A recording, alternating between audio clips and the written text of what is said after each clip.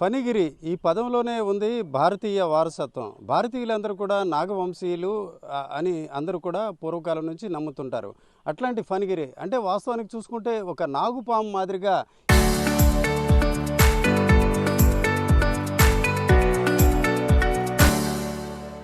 ఈ పచ్చని కొండ ఉంటుందని కొన్ని వేల సంవత్సరాల నుంచి ప్రజలు చెప్పుకుంటారు.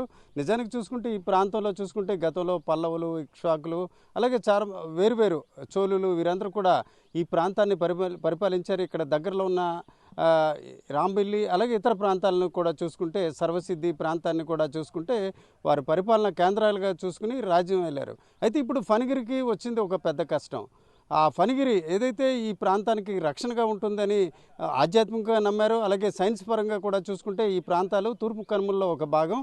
ఇక్కడ పర్యావరణం సమతుల్యత ఉండడమే కాకుండా సకాలంలో వర్షాలు కురవడానికి ఇది ఉపయోగపడే కొండ. ఈరోజు చూసుకుంటే ఆ కొండ అంటే పచ్చని కొండ పేరుకే ఆ కొండ పచ్చగా ఎంత కనిపిస్తుందో దానికి రెండింతలు ఈరోజు చూసుకుంటే ఎరుపు రంగుగా మారింది. నిజానికి చూసుకుంటే ఇది పూర్తిగా ఒక విధ్వంసం జరిగింది. కొన్ని రాష్ట్రాల్లో చూసుకుంటే బాక్సైట్ అలాగే ఇతర అంశాల గురించి ఏ రకంగా తవ్వకాలు జరుపుతారో అంత తవ్వకాలు జరిగిన పరిస్థితి. అయితే ఎవరు చేశారన్న విషయంపై ఇప్పుడు కూడా ప్రభుత్వ పెద్దలు కానీ అధికారులు కానీ నోరు మెదపట్లేదు. కానీ ఆ అధికారులు చెప్పినా చెప్పకపోయినప్పుడు కూడా ఇక్కడ చట్ట వ్యతిరేక వ్యవహారం జరిగింది. అనుమతులకు ఇచ్చిన దానికి మించి తవ్వకాలు జరిగాయి. అన్నిటికంటే మించి ఫణిగిరికి నష్టం జరిగింది. అయితే కేవలం ఫణిగిరి అంటే కొండకి నష్టం జరిగిందని మాత్రం మనం అనుకునే పరిస్థితి లేదు. 13 గ్రామాలు రాంబిల్లో ఉన్న 13 గ్రామాలకు కూడా మంచినీటి సమస్య మాత్రమే కాకుండా పర్యావరణానికి నష్టం జరిగే పరిస్థితి ఏర్పడింది. ఈ దశలో పంచదారులకు భవిష్యత్తు అగమ్య గోచరం.